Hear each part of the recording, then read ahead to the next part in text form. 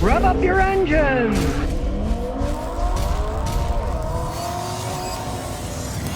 Well, here's a real shocker. Not really.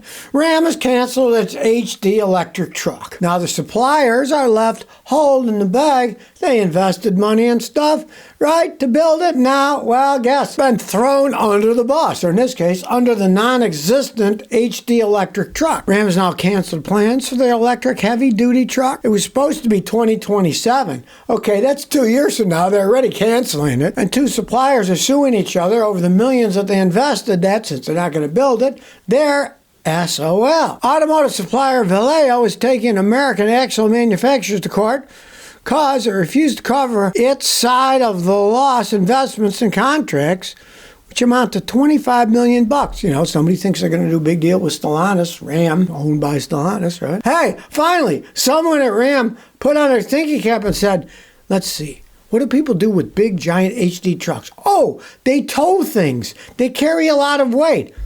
Gee, these trucks can only go 90 miles when they do that. Then they have to be recharged. Oh, maybe not such a smart idea to make them. Okay.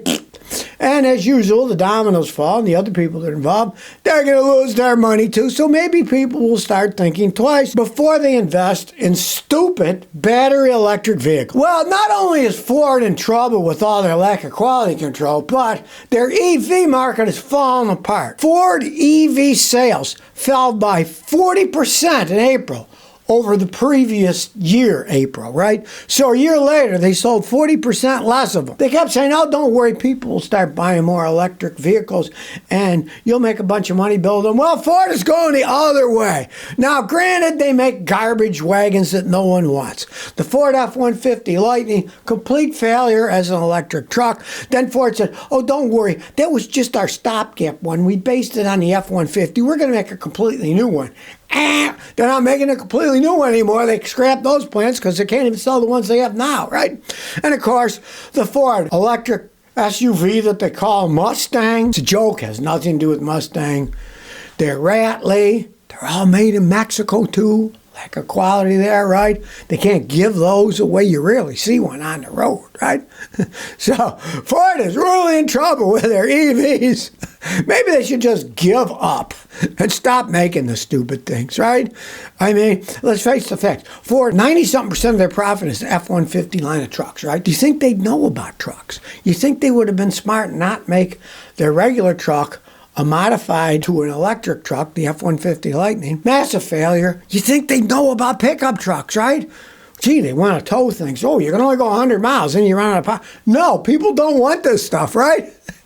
But then again, Harley, their head, you know, what do they say about corporations? They're dead from the neck up. Well, he's the head of Ford, so it kind of fits in with everything they've been doing lately. I don't know what is about Ford, but really, they need to get rid of Farley. Here's Farley's latest quote. Jim Farley, the CEO of Ford, said, and I quote, "We're so dependent on imported parts, we can't even buy certain parts in the U.S." Well, whose fault is that? Your own. You're farming stuff out because it's cheaper. And now, if they're going to tariff those parts, I don't want to pay the tariffs. You just went over there because they were cheaper parts. Henry Ford, I'm sure the guy's rolling over in his grave, right? He had vertical integration. He built everything in his factories. Everything. And even the windshields. And so he didn't have to worry about where the parts are coming from, right? His exact quote is, we have to import certain parts. A lot of parts, like fasteners, washers, they're just not available. We can't even buy those parts here. Yeah, because the companies that you used to buy them from went out of business because you didn't like their price and you went overseas to get this cheap crap made there, right? I mean, I've worked on Fords. They had parts from Africa. Fords in Africa, right? They just got them made cheaper there, right? And then what happens when the supply chain goes or it's taxed? Too bad, Jim. You should have thought about that, you know, where you were selling us these Fords that are falling apart, more recalls than any other, years and years in a row, right? Using these cheap parts, building a bunch of them in Mexico, the real bastion of high quality, right? What do you think of when you think of quality? Of course you think Mexican made. That's the quality. No, you don't. You don't think of quality stuff made in Mexico because most of it isn't, right? They do good leather goods if you want a leather car.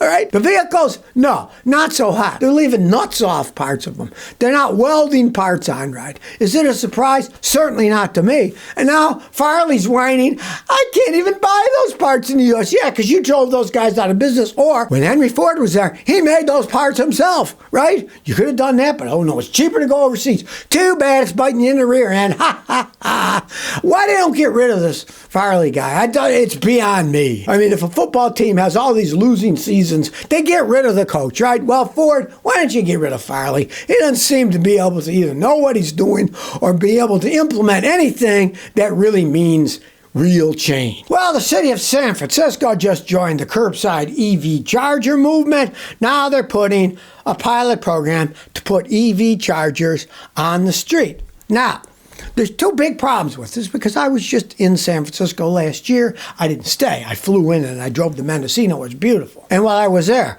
the rental car company, the cops, everybody said, are you staying in San Francisco? I said, no, in Mendocino. Oh, that's great. It's nice up there. They said, we got so much crime in San Francisco. You got to watch out.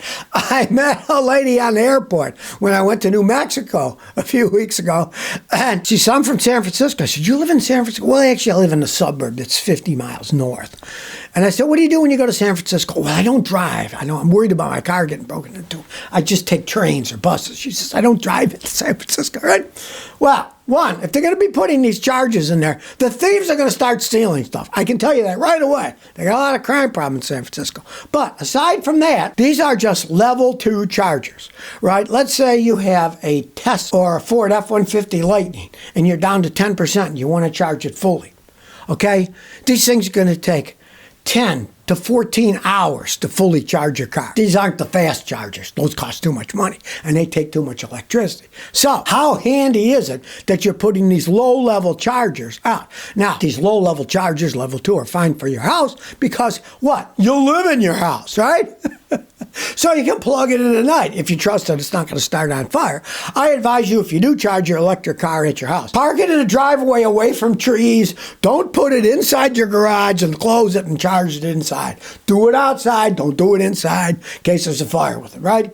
But these are out on the street, you know? They don't charge fast. They're out in the street in the weather. Of course, they're going to have problems. You know, they're going to break down. And like I said, in San Francisco, the thieves are going to come and steal the lines for the copper, for the money in the copper, or just for kicks. There's a lot of crime in San Francisco. So, oh, look, we're putting little chargers all over the place. Yeah, they're only putting a handful of them in, and they're the low-level ones. They're not even the high-level ones. If they were ones that could charge your car up in like 30, 40 minutes, fine. But these things, they're so slow, it just shows they haven't made electric cars ready for prime time yet. They still don't charge right. There aren't enough chargers out there. Now what are they putting in? The slow chargers. Now finally somebody comes with an interesting idea of how not to get your car stolen. People are stealing these Chargers and Challenger because they're real fast, so the young punks want to steal them and drive 200 miles an hour, right? Well, now they have a simple button sequence that can keep it from being stolen. Dodge has a new 2-factor authentication system that keeps people from cloning and stealing your car. It uses various sequences on your steering wheel, all those buttons. They can be programmed, so you got to push certain sequences before you can start the car. Now, an Australian company makes a kit like this you can put on any car. So you can check that out if you want. And it works quite well. You can make it so it has only 3 numbers, or you can make it so it has 5 random numbers, and it has a little pad and different switches where you just hit the switch 3 times here, 2 times there, right? You can set it anywhere you want. So it's not, well, all these Chryslers are 723, right? No, you can set it anywhere you want, right? And Chrysler's got a system like this now because they've had so many of them stolen. It's called the Start Defender, and you can program it with up to 4 different codes. So you could have 4 different drivers if you wanted, and they could all have a different code to be able to drive the car. The reason they're doing it is because it's not that hard for people to clone keys, right? I'm a mechanic. I could clone keys all day long with my expensive scan tools, right? I'm not a thief, so I don't do it, right?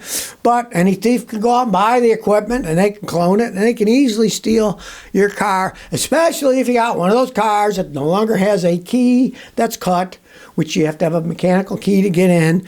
They are just using remotes, keyless remotes, and they can be cloned and they can steal your car. It's not that hard. I can make a key for one of those things in like 3 minutes. So this would stop it because it's got the special segment that you still have to know what the sequence was in order to make the thing go. And it's a two-factor authentication, just like when you use your phone for your bank and they got two factors. Then it'll say, we'll send a message to your phone now. Goes to your phone authenticates it, and away you go to your bank account. Now this device, the Start Defender, is a collaboration between Wesley Motorsports and Mopar's Direct Connect. You can have it installed if you want. And hey, doesn't sound like a bad idea to me. I don't know what they're going to charge. The Australian system you can buy is like $100. You might look into the Australian system instead. They mail things from Australia to the United States, and it worked quite well. Anybody can easily install it. I made a video on it. Keep your car from being stolen. Watch my video, and you'll see it's not that hard to do. Well, bad news for Harley-Davidson. Their sales are going down the toilet. I mean, they screwed up enough with their stupid electric motorcycle. They sold just a handful of them worldwide last year. Nobody wants their live wire electric motorcycle. Hey, motorcycles, especially Harleys, are supposed to make noise. Electric motorcycles don't make noise. They're supposed to go long distance. You could drive across the country in your Harley, right? Yeah, if you want to stop every 70, 80 miles to charge it up if it's electric, right? Well, their whole sales are going down the toilet. Their sales are down 27%. That is a big drop.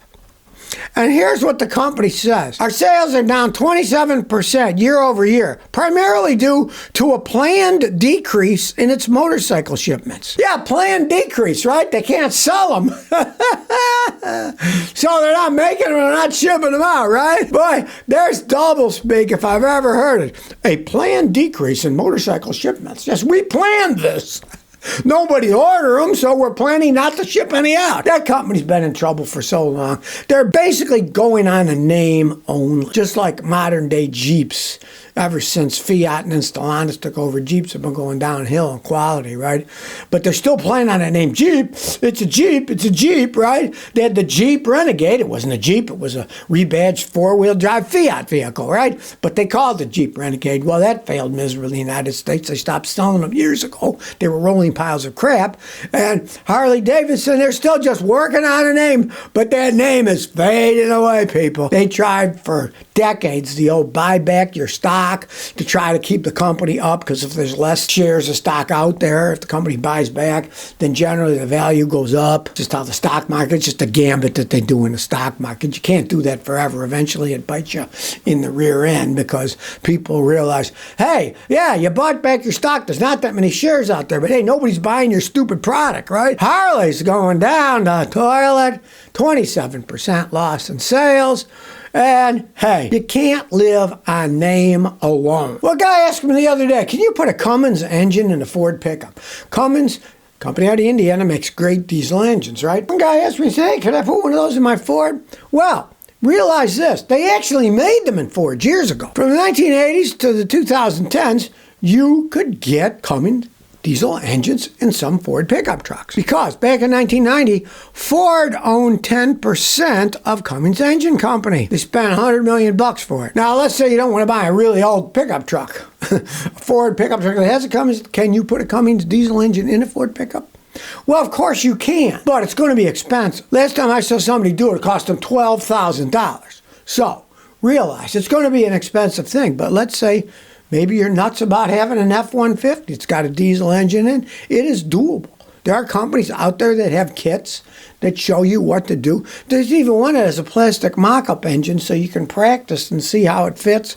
Put it in when you pull your regular engine out and then see what mounts you got to put in and stuff. Hey, it can be done if you don't mind spending it. But think about it. Let's say it cost you $12,000. Put a Cummins diesel in a Ford pickup truck. Some of these new Ford pickup trucks are $91,000 up. Heck, you put $12,000, you got a nice Cummins diesel now. It might last a lot longer than the Ford diesels. The Fords had problems with their power strokes as time goes on. You know, they've had problems with those things. So, hey, well, if you don't like those speed cameras they got out there, stay the heck away from Maryland, because Maryland's 24 hours a day, 7 days a week work zone speed cameras issued 48,000 tickets in just 2 months. So, hey, stay away from Maryland, but if you're going through, don't speed in the work zone. And here's the disgusting things. Drivers are cited for speeding 24 hours a day, 7 days a week, whether the work zones are active or not. And when there are workers, they double the fines.